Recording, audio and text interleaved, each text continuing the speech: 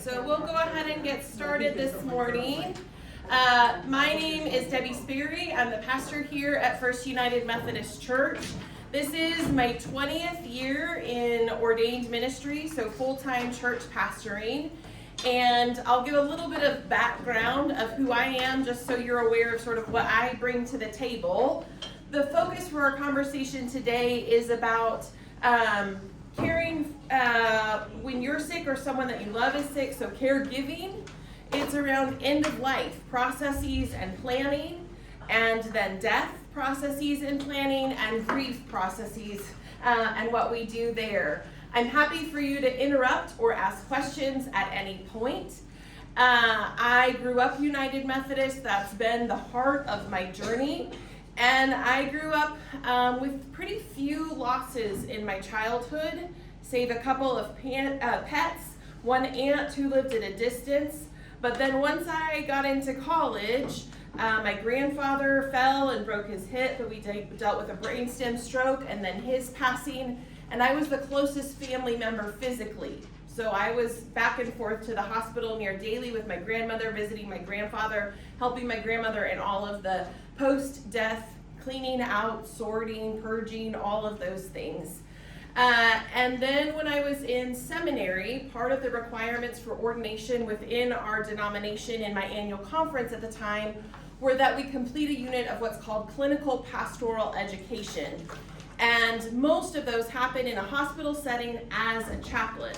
So I did 4 or 5 hours a week, knocking on doors on the hospital. I am a chaplain, would you like to talk? And one night a week where I was the only chaplain on call in a hospital with 500 plus beds for 14 hours.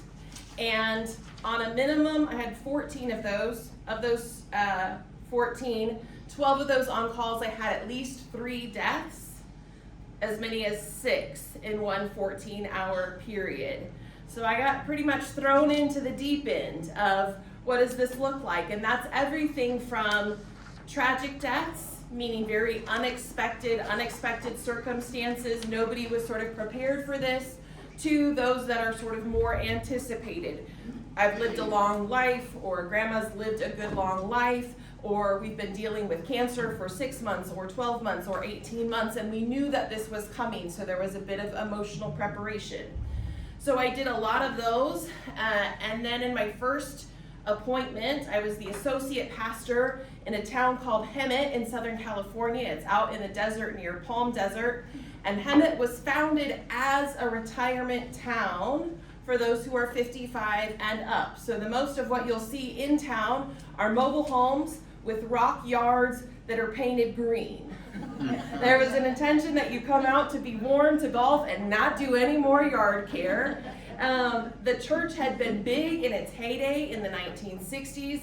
They hit 999 members, and they sort of hit, like a lot of mainline churches, that big boom, and they thought we'd arrive. So there wasn't a lot of let's bring in the next generation and the next generation. And what happens is then, as retirees get older and older, they start to die off, and the church dies in that regard. We did in that church the first summer, we were doing at least 2 funerals a week, shared between my senior pastor and myself. We were also a 30-minute drive from the National Cemetery in Southern California. And that was a time when a lot of World War II vets were dying. That was the age range. So once I was known by funeral homes, I was called on to do those National Cemetery memorials. So I've been in for 20 years. I don't have an exact count, but I would say I've done between 250 and 300 funerals or memorials. So a lot of companioning folks through the process. I've seen some of the best stuff, and I've seen some of the worst stuff in terms of family dynamics, hardship, heartache, all of those kinds of things.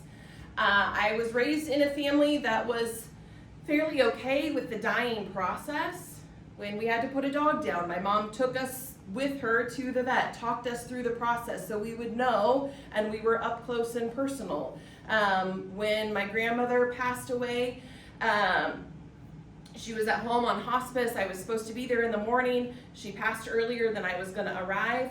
And my mom left her in her bed for 12 hours so that I could come and say goodbye to my grandmother in her own bed. We're that kind of family. So for me, being up close with death is not scary. It's not alarming. It's part of who we are in our humanity. And I think culturally, in the United States, we are often very distanced from the dying process and the dead. And that often becomes a big barrier for how we can process our own emotions and relationships with it. In other cultures and other places, people die in the home. Family tends to them in that whole time. Family keeps them in the home, bathes them in the home, prepares them, has the wake in the home. Friends and family and neighbors, everybody's there, and there's a corpse in the living room, a dead body, right? They're no longer with us, but we're still chatting and carrying on, and we have our lunch, and we sit on the couches, and we talk to each other, or we sit on the floor, and this is all part of the process. Death isn't to be sort of locked away and cased up. It's part of us. So I come to these conversations with that as my foundation. I think it's important for us to talk about it. I think it's important for us to talk to our families about it. I think it's important to plan for things. And we do ourselves a lot of favors to sort of prepare for what do those conversations look like.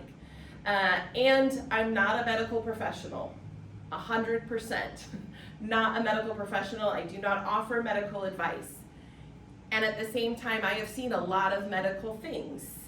And I know what certain things are markers for. I know that especially once we're aging, that a UTI, a urinary tract infection, can present the symptoms that look like dementia and Alzheimer's. Not everybody knows that. So it can be that somebody's been just fine cognitively, and all of a sudden you sort of have this rapid memory loss. People are now very anxious about, did we just have sudden onset? What are these things? What do we do?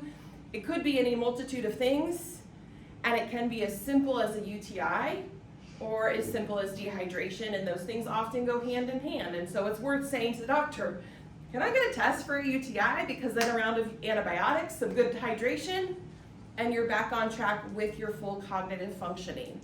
I've dealt with folks with liver disease and cancer, folks with dementia of varying types, lots of different types of cancer, lots of regular aging, and deaths. In that 550 bed hospital, a third of the beds were, or maybe half, women's services, labor and delivery, women's care.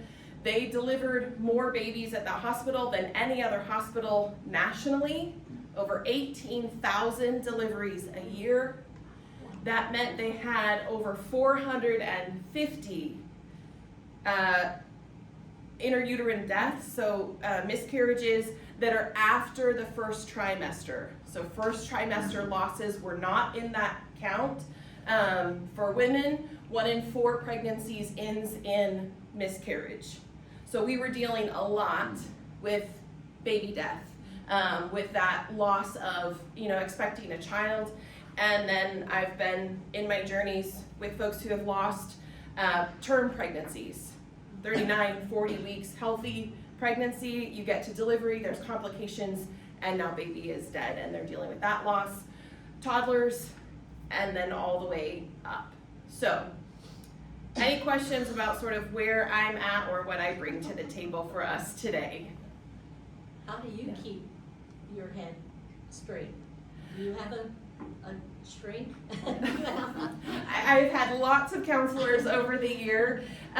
For me, when I think about grief and when I relate to grief, grief is feeling our emotions, but it's also actively participating in an engagement. So some folks sort of avoid grief because they don't want to feel big feelings, generally sadness. They don't want to fall apart in front of other people. That's not generally my big concern.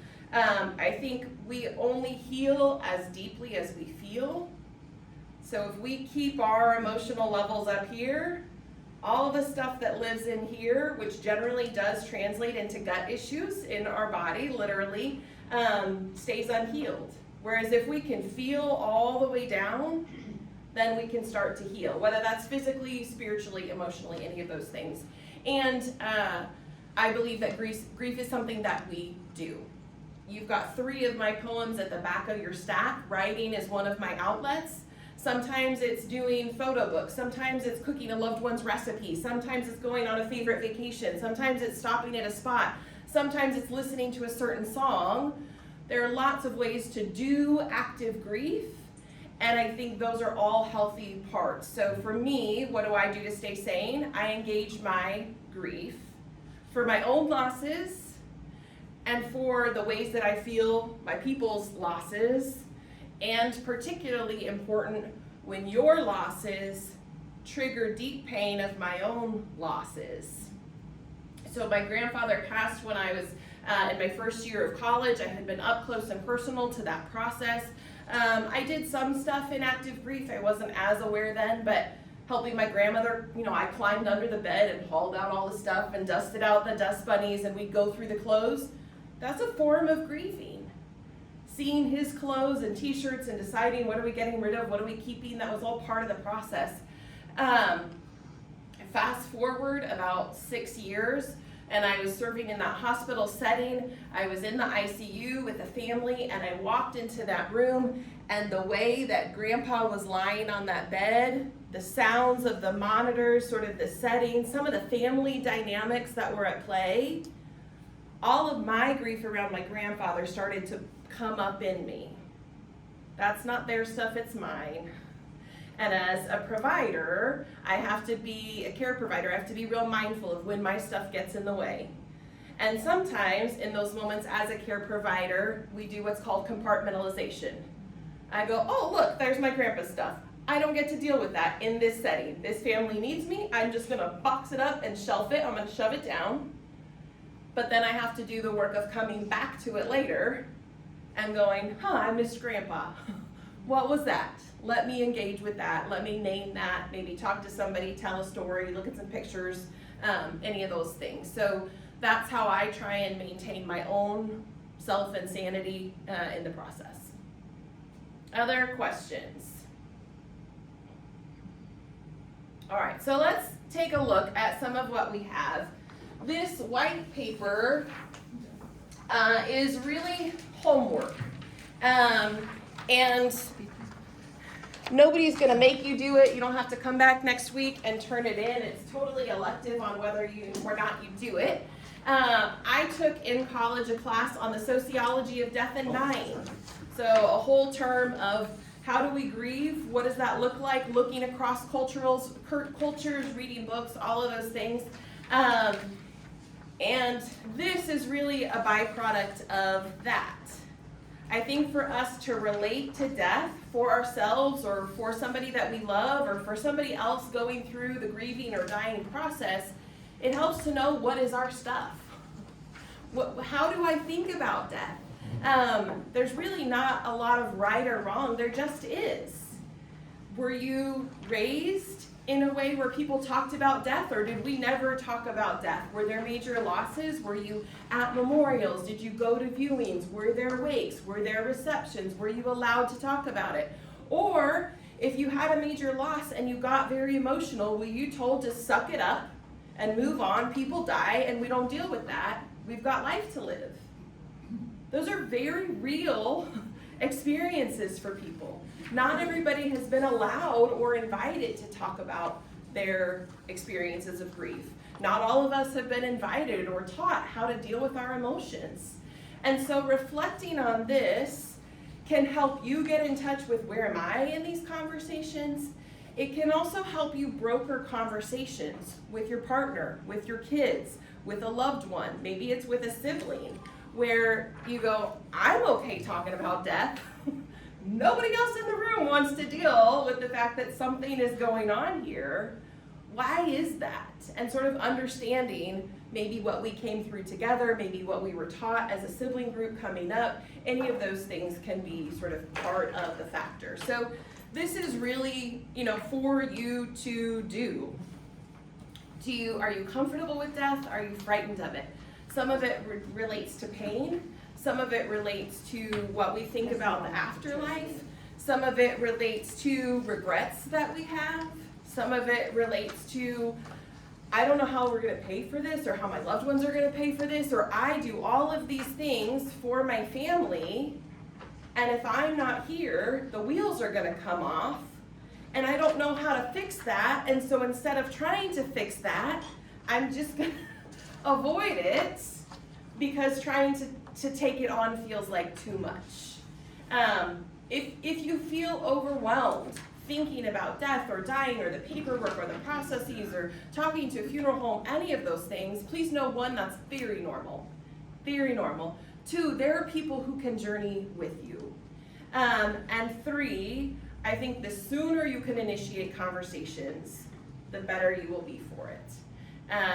Knowing sort of what you have and what's planned.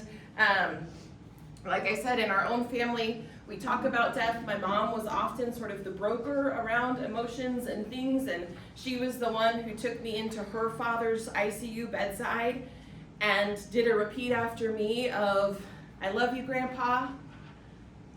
I don't want to say goodbye, but I know it's probably your time, and it's okay for you to let go. And my mom would say a part, and I would repeat.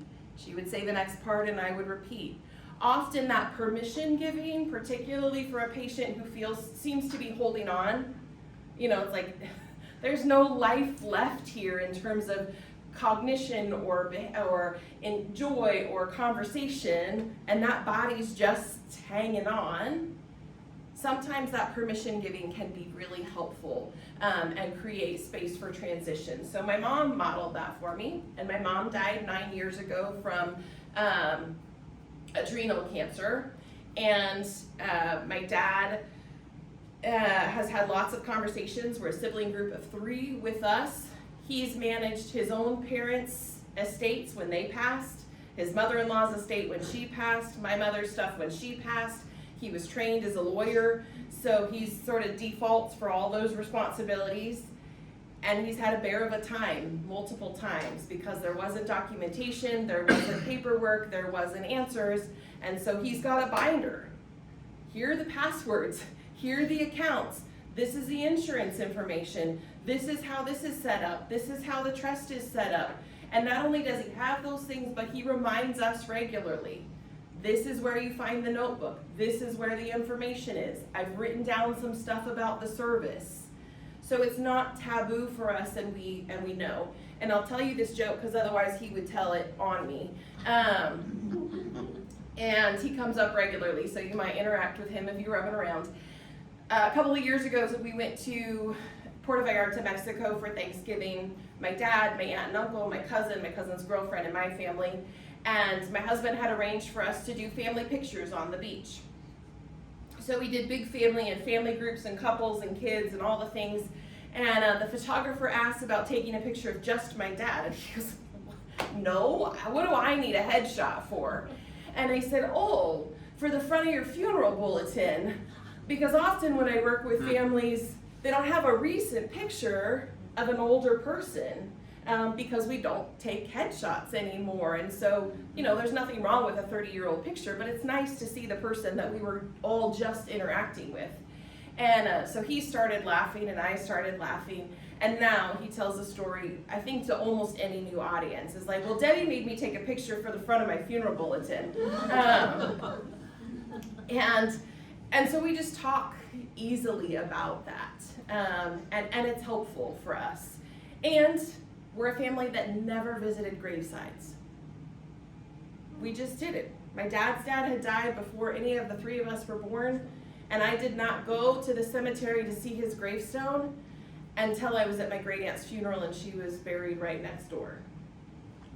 So, about 30 years. We never went to the graveside. Other families go every birthday, every anniversary, every major holiday. Is it right or wrong? It's just different. But knowing where you come at it and how some of your loved ones approach it can help with these conversations. So doing this work, I think, is really, really helpful.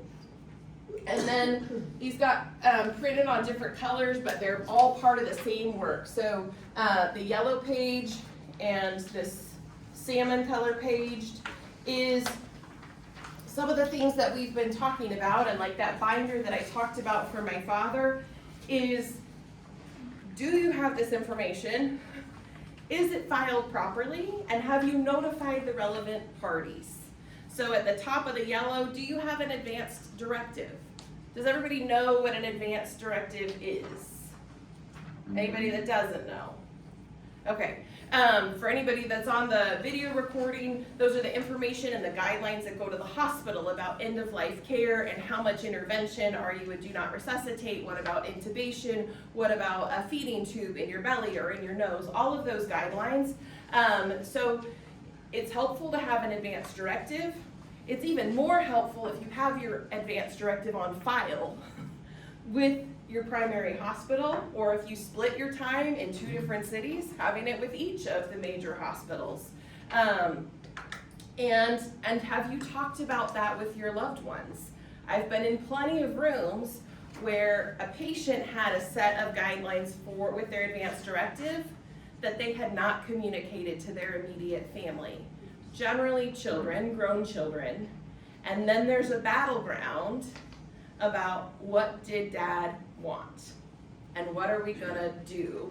And often with kids who are then fighting with the medical establishment because they're bound by the legal document, which is the advanced directive, while wrestling with the kids on what their interests are. Or if you've sort of talked about it but not made it official, and child A is very different from child B on what they think is important with interventions, and there is no legal document, then what do you do? So this is about, do you have this information? Have you designated it? So that includes advanced directives, medical power of attorney, which is different than your legal power of attorney. So decisions about your health care are different than decisions about your finances. So designating those pieces. Have you thought about, do you know, do you want to be buried or cremated or have an alternative burial? Those are the ones where you like become the base of a tree, right? Those are sort of more the earth-based ones. Do you know what you want? If you want to be cremated, where do you want your ashes spread, or do you want them in an urn, or how should that be handled? If you want to be buried, where do you want to be buried? Do you have any guidelines about a headstone or any of those pieces? And have you made prearrangements? Have you paid for your prearrangements? So the funeral homes will work with you to make prearrangements. They can help you create that plan together, and you can prepay for it.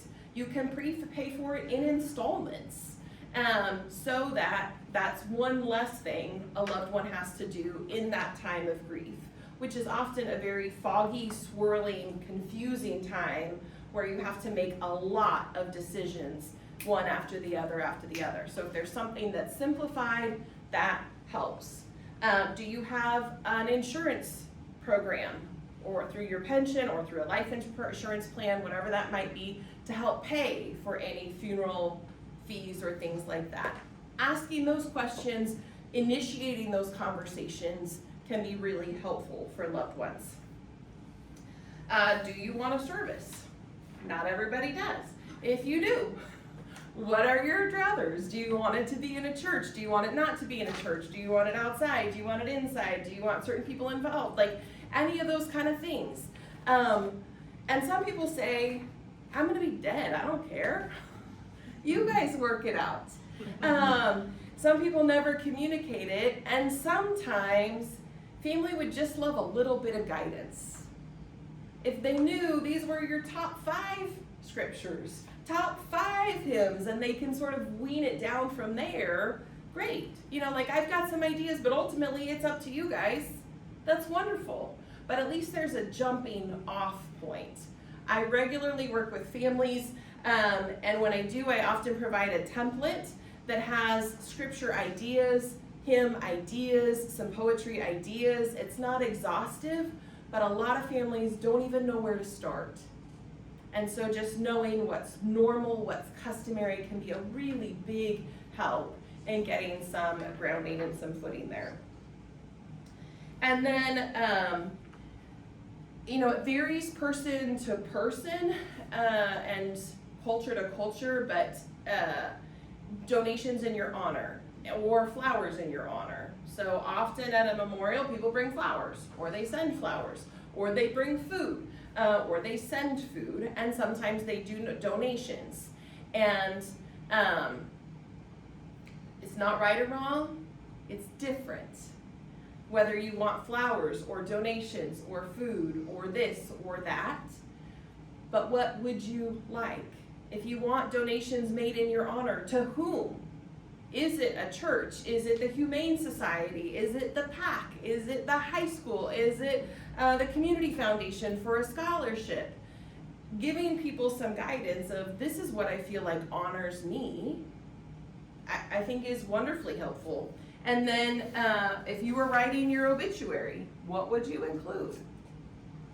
Some of your stories you've told 800 times and everybody knows that that's the one that they're gonna include. And sometimes we know, well, I know my dad worked for a law firm, something and Lagerlof.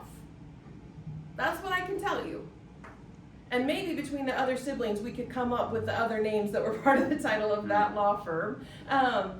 Or I could ask my dad and I could write it down. And sort of just some of those pieces. He was a Rotarian, there was this, there was that. He was in the church, he was in the choir, he served here, he served there. How do I sort of capture that?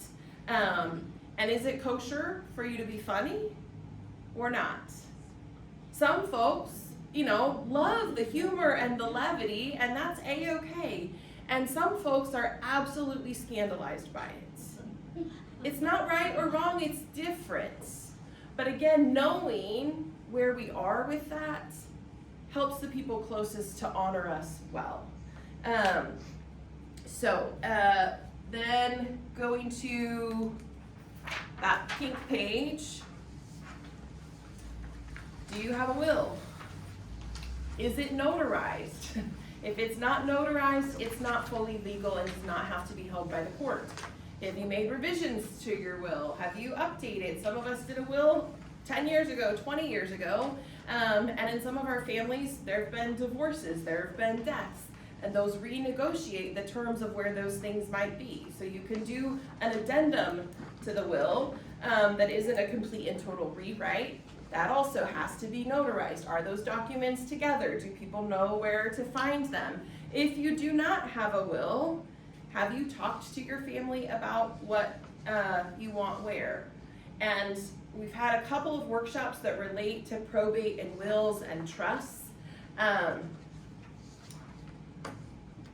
Regardless of how much you have, having a will is important. If you have financial holdings, whether those are cash dollars or a home or vehicles or a vacation home, having a trust will help significantly. Otherwise, after death, your assets go to probate in the state and often cannot be touched for months, which means your family can't use your checking account to pay for the funeral as maybe you intended or talked about. Those assets get locked up.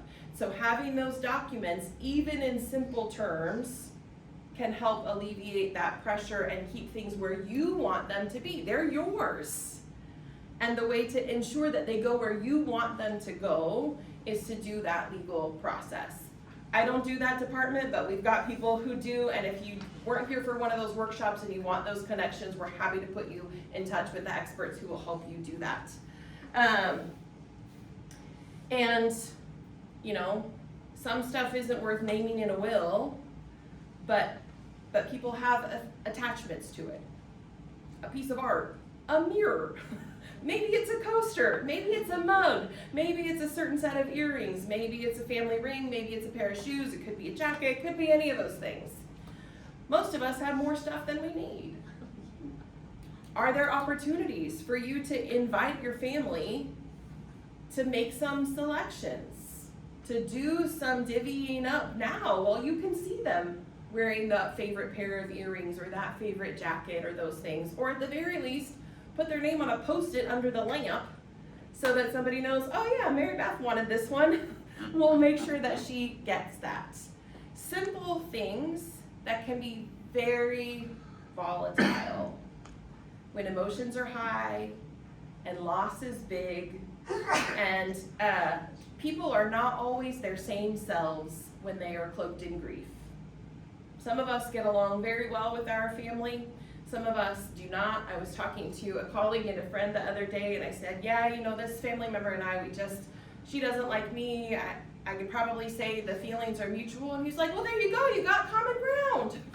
Neither of you get along or want to spend much time with each other. Some of us have those family relationships. And helping people to sort of navigate those little decisions, feeling valued and honored can help a lot in the grief process. Do you have debt? Are you owed anything? Is anyone indebted to you? Not all of us are in a financial position one way or the other, but knowing what's on record and what's there is important and valuable. Knowing what bills you have. Are those things on auto pay through your bank account, or do you write a check every month to all of those entities?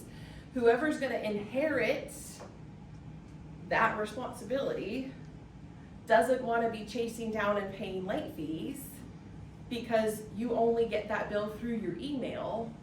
And so it didn't come through the mail, which means it wasn't on their radar, which means it didn't get paid. And so now it's this burden. So writing those things out, having those things prepared is helpful.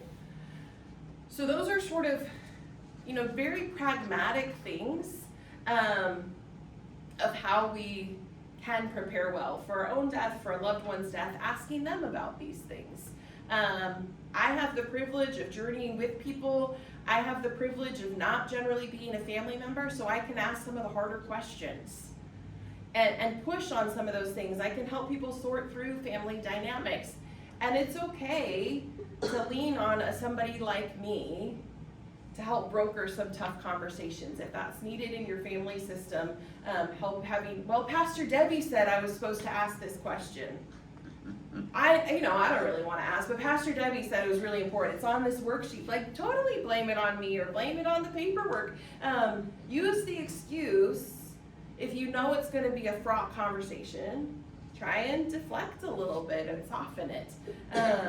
This was really helpful for me. I hadn't thought about these things, but it's got me sort of churning. Have you thought about these things? Have you worked on them with your family and your loved ones? How do I know how I can love you well once you're gone? So any questions about any of that? Okay. As we think about sort of end of life pieces or after death pieces, are there particular places where you have questions or curiosity that you would like me to lean into as we go next?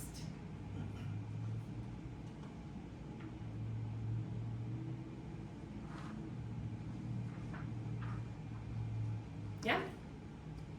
Well, I did something maybe kind of unusual, and I wasn't thinking about all of that. But I had my kids go through the house and tell me what meant the most to them and what they would like to have. Wrote it down, typed it up. I don't know why. I think because I had a friend who had some prior problems. And I was shocked at I have two sons and a daughter. I was shocked about the one boy that was quieter, more intellectual, what meant the most to him, and I was glad I did that. Yeah, thank you for that. I really think it's a beautiful thing. And you can do it as an invitation of, I just want to know what you want. It's not a guarantee that you're going to get it.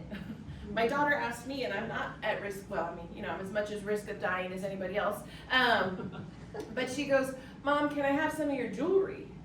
And I was like, well, maybe. So I was in the middle of something else. I said, how about this? You go look through my jewelry box, and you can bring back the things that you're interested in. And then I will tell you if I'm willing to go ahead and give those things to you or I'm not. I'm not guaranteeing you get any of it, but you can go and show me your preferences. So she went and picked like 5 different things, 4 of which I never use or can even fit some of them anymore. And so I was like, yeah, you can absolutely have those. I said, that one, there was a gold chained bracelet that was my mother's. And it's too big for me to slip right off. But my hope is to have a jeweler shorten it, and I would wear it every day if I had it.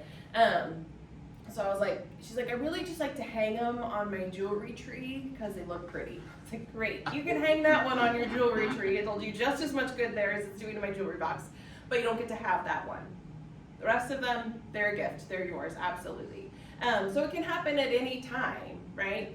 But having those wishes is helpful. If you've got a great family system, my sister and I, we both went through my mother's jewelry box, picked the things we wanted, and then the other one got to say, ooh, I really want that one. Or, oh, I really want that one. And we could honor that. Some families are not that stable. Some families, that becomes a war zone. Yeah. Don't be afraid too if somebody, particularly a son, will say, dumpster. Because that can happen too, and like, you know, and that's very true, and I'm doing that. And that's, I just, you know, you don't want people to get upset, like, this is so important to me, and he could care less, you know. So. Yeah, absolutely. And yeah, Lisa. Yeah, just to follow up with that this generation, they're minimalists, and they do Yep. not want China, and they do not want all those The Hummels and stuff like that. They don't care about that Yeah. stuff, and, Yeah, generationally, there's some huge differences. right now. Um, Grandkids aren't gonna want that stuff. Yeah, Gen X is kind of on the verge, can go either way. Millennials, I am one and I don't even know, but Gen Z and Gen Alpha, they don't want the stuff. They don't want to be dusting the shelves all the time. They don't want a bunch of tchotchkes. They don't want your 1980 Encyclopedia Britannica. And I would say our family has treasures that go back 4 generations. And the next generation may have no idea what they mean. I have this little teapot that I really love. It's pretty, but what really means something to me is the story behind it, which I have in my mother's pin, and I keep it stored in the teapot, so that when I need it, I can see the story and then I put it back. So if there's something that really is like a treasure that maybe somebody may or may not care about, but you think if they knew the story, they might, write the story down. And typing is lovely and legible and savable, and your penmanship can be a gift. To just see your handwriting, your pen related to an item. So look at some of those things and maybe chronicle them for your family. Yeah, Marcia. Yeah, we have 3 really good bear hides that somebody can have if they want them. You know, we came down here because my stepson, Ron's youngest son and family are here, and the 2 grandchildren, 9 and 11. And we love it here. This is where we'll end up. Vacate from Alaska at some point, probably sooner than later. And there are lots more reasons to stay here, to be here now. You and this church is one of them. And all of you. Yeah. Anyway, our son doesn't have a will. He and his wife don't have a will. How do we get across how vital it is that they do this? Especially with their kids. I mean, they said, well, you know, her brother, our daughter-in-law's brother will take care of them or whatever. It's huge. I mean, we've been through a lot of big family things with death, and they don't understand what this could mean, you know. How messy it's gonna get. If something happens. Yeah, I think, that's a cultural problem. Our distance and dissociation from death culturally often says, I don't want to deal with that until I absolutely have to. And I really hope I never ever have to.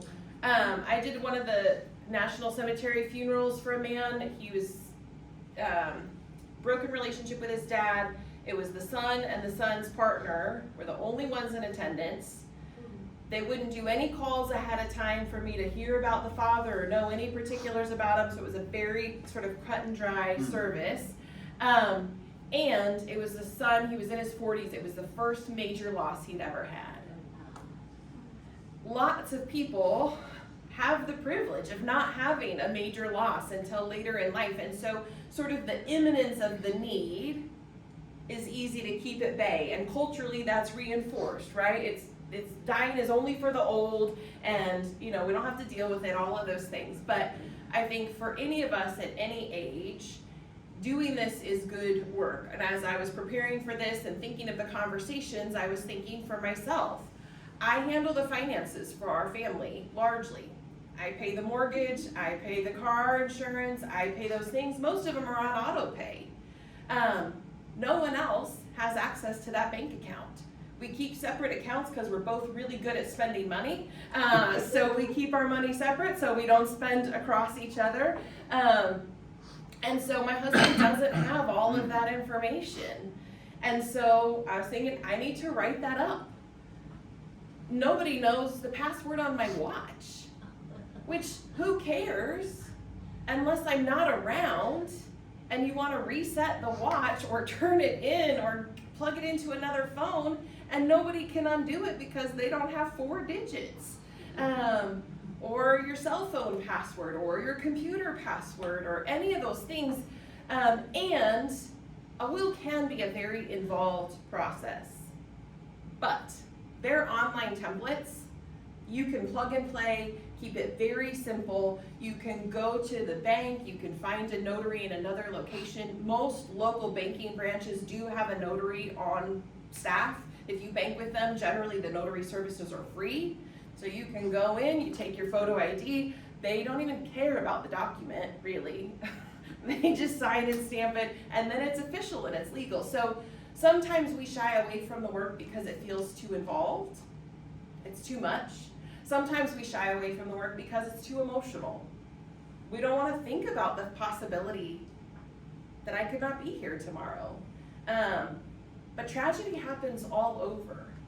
None of us are immune. I think most of us in the Valley are aware of how many car accidents that have involved a fatality we've had in the last 4 months. Almost every week we've had a fatality accident. I can almost guarantee that none of those people were anticipating death that day. Right? Like, nobody thinks that's gonna happen, but when it does, then there's this storm of all the decisions, all the things. And can this be emotionally taxing? Yes, it can. Can it be relationally taxing? Yeah, it can. Does it have to be either of those things? No. To do a quick jot on any of these worksheets gets us 50% closer to the goal. And so just doing a simple thing, or maybe we have a family night and we do a potluck and everybody brings themselves, and we're gonna spend 20 minutes and we're all just gonna fill this out together. And maybe we pass the sheet and go, hey, I never had this. Or we're gonna share, like, what was your first encounter with death? It's as good as what did you do today, right? Better than what you have to eat for dinner last night. Gets us that connection and also sort of helps forge those conversations. Generally you're not gonna be able to force anybody into the conversation. But, if you can leverage it in some kind of way, or, I've been thinking about all of these car accidents that have been happening and had a fatality, and it just guts me. And I'm hoping we can have a conversation. Not because I'm thinking it's gonna happen to you, but because I wanna help us all be okay if it happens to us. That's probably the best I have. Otherwise, Pastor's she's just a jerk, and she said, we have to do this work. I'm in a trauma class right now for a certificate program that I'm doing, and the book that we're reading was written by a professor at Whitworth. 1996, he and his family had been up somewhere for the day, and then we're coming across the reservation, and on the highway, his mom's with him, his wife is with them, their 4 children are with them, driving in a minivan, oncoming traffic, 2-lane highway, the oncoming driver veered across the line, didn't make it across, killed his mother, his wife, and their youngest daughter, all in one shot. They were in a rural enough part of Idaho, 1996, so cell phones are really not a thing. It took an hour for emergency responders to get there. It took an hour for them to get to the hospital. In that hour, he watched his mother, his wife, and his youngest daughter all die, while also dealing with his 3 other children who were in crisis, screaming and crying and a wreck. And he chronicles the story of his grief, the incident of that accident, his healing process, and the pieces that go along with that. And that's a kind of scenario none of us even want to imagine. None of us want to imagine losing 3 generations in one moment. But it happens. And so then how do you go on from there? What do you do from there? And when that kind of thing happens, it's easy to think I'm the only one. And nobody's gonna understand, and who could ever come alongside me? And I think one of the gifts of church and community is when we share testimony so that somebody knows I'm a cancer survivor. I lost 3 pregnancies. My middle child was hit and struck while they were on a bicycle. And we had to do 6 months in a half-body cast. I lost one parent when I was 5. I lost the other parent when I was 12. I was sent to extended family, and this person was abusive. We don't like the pain of those stories, but the truth is we deal with awful things throughout our lives in different ways, in different times. And the gift of community, when we share honestly and earnestly about the hardships, is knowing I'm not the only one. And no, it's not the same, but somebody else came out on the other side. That's true when we deal with addiction and recovery, job loss, foreclosure, bankruptcy, cancer, transplants, broken bodies, accidents, a house fire, a natural disaster. Those things happen all around us all the time, and people are resilient, and we are able to come through them, and we can come alongside somebody and help. Last year, there was the accident out at the Rock Island Dam. It claimed 2 teenagers and 2 adults. And I was at the home of one of the teenagers the day of and the day after the accident. The day after the accident, when the news had broken, a family who had lost their daughter to maybe medical negligence here in town, they just showed up. They did not prior know this family, but it's a small enough town, they were able to, find the address and those things. And mom and dad just hung out. And when people would sort of bump into them, and who are you, and what's your connection, because there was this mix of people, they would say, well, we lost our daughter, and we know how heavy and hard it is. And so we're just here so that they know that you can get through this. That's community. I mean, I get chills just telling the story again. The ways that we show up for each other can be such gift. And when we know those things, then maybe we can have other conversations. It's not us being fatalistic or pessimistic. It's just life happens. And I never would have known, because this person is so joyful and so good and so compassionate and so giving. You'd think they've never had anything terrible in their life, because they're just this fount of goodness. Come to find out, it's because of the things that they suffered, that they knew how much more goodness is needed in the world, and so they do their best to bring light, because they know how hard the darkness and the suffering can be. I think there's gifts in that. And maybe that can compel us to conversations that are deep and meaningful and help us see those connections. Do you have other questions?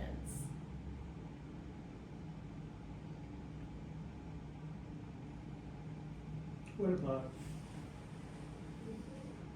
how do you say?